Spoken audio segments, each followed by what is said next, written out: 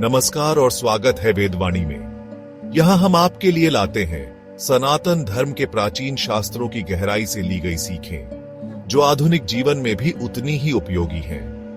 आज हम श्रीमद् भगवद गीता के दूसरे अध्याय की कुछ महत्वपूर्ण शिक्षाओं पर चर्चा करेंगे और जानेंगे कि इन्हें अपने व्यक्तिगत और पेशेवर जीवन में कैसे लागू किया जा सकता है। श्री कृष्ण ने इस अध्याय में अर्जुन को कर्म, ज्ञान और आत्मा का गूढ़ ज्ञान दिया है। सबसे पहले कृष्ण ने अर्जुन से कहा, कर्मण्येवाधिकारस्ते मा फलेषु कदाचन। इसका अर्थ है कि हमें अपने काम पर ध्यान देना चाहिए, उसके फल की चिंता नहीं करनी चाहिए। यह शिक्षा हमें सिखाती है कि अगर हम अपने प्रयास को पूरी निष्ठा और समर्पण के साथ करें तो परिणाम अपने आप सही हो जाएंगे।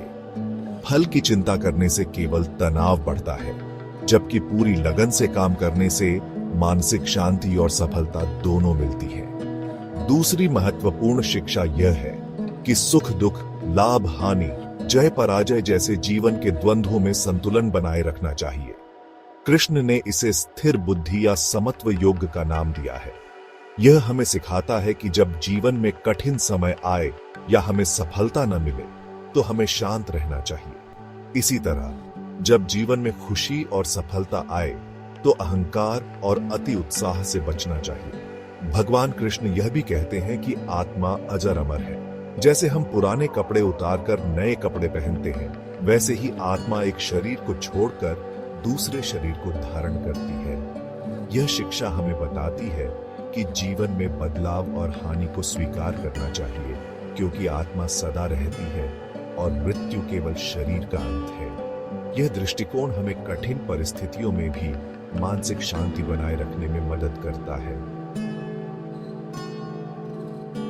अब इन शिक्षाओं को हम अपने जीवन में कैसे लागू कर सकते हैं, इसे समझते हैं।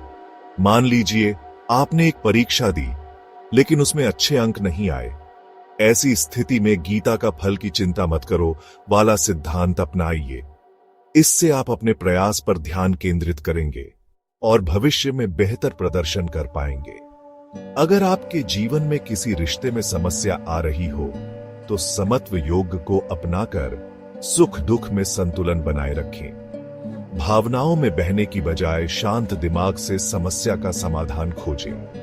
पेशेवर जीवन में भी गीता की ये शिक्षाएं बेहद उपयोगी हैं। अगर आपका काम आपके बॉस या क्लाइंट को पसंद नहीं आया तो खुद पर संदेह करने के बजाय कर्म पर ध्यान दो, फल की चिंता मत करो का सिद्धांत अपनाएं। इससे आप अपने काम को बेहतर तरीके से करने के लिए प्रेरित होंगे और तनाव से बचे रहेंगे। इसके अलावा ऑफिस में मिलने वाले आलोचनात्मक फीडबैक को स्थिर बुद्धि से स्वीकार करें।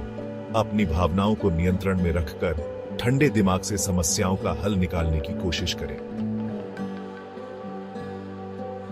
गीता के दूसरे अध्याय की ये शिक्षाएं न केवल हमें जीवन में सही दृष्टिकोण अपनाने की प्रेरणा देती हैं, बल्कि हमें आत्मनिर्भर और मानसिक रूप से मजबूत बनाती हैं। चाहे यह व्यक्तिगत जीवन हो या पेशेवर, इन शिक्षाओं को अपनाने से हम हर चुनौती का सामना करने में सक्षम हो सकते हैं। तो दोस्तों, ये थी आज की चर्चा। अगर आपको ये ज्ञानवर्धक लगा तो हमारे चैनल वेदवाणी को सब्सक्राइब करना न भूलें। यहाँ हम आपको सनातन धर्म के गहरे रहस्यों से जोड़ते हैं। धन्यवाद और अगले वीडियो में फिर मिलेंगे।